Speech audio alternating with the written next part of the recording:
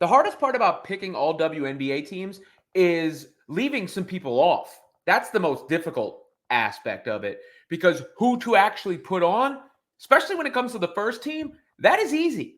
That is not a difficult proposition whatsoever. Asia Wilson, Caitlin Clark, let's start there.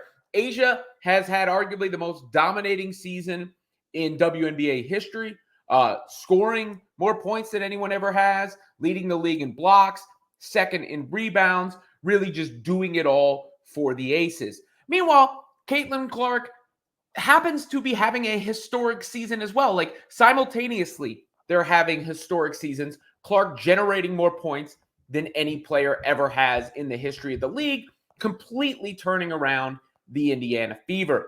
The rest of the first team, all WNBA, well, Nafisa Collier, that's a duh, given the way that the Lynx have played so far this season and the fact that she's almost 20-10 this year on top of leading the league in defensive rating. And then you've got the league leading New York Liberty and Breanna Stewart, the reigning MVP, whose numbers are down a bit, but has still been quite good. And Sabrina Ionescu, who is arguably the MVP for New York and has had a very good all-around season for the Liberty. That is the first team there. As you see, Asia Wilson, Caitlin Clark, Nafisa Collier, Breanna Stewart, Sabrina Ionescu. Second team, Nneka Ogwumike, Kalia Copper, Alyssa Thomas, Jackie Young, Arike Ogunbowale.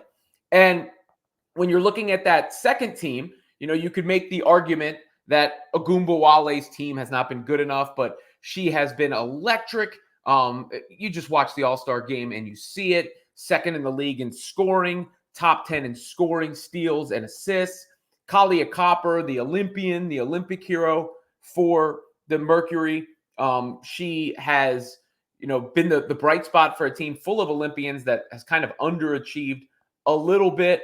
Then you have Jackie Young, who might be the most complete perimeter player in the WNBA.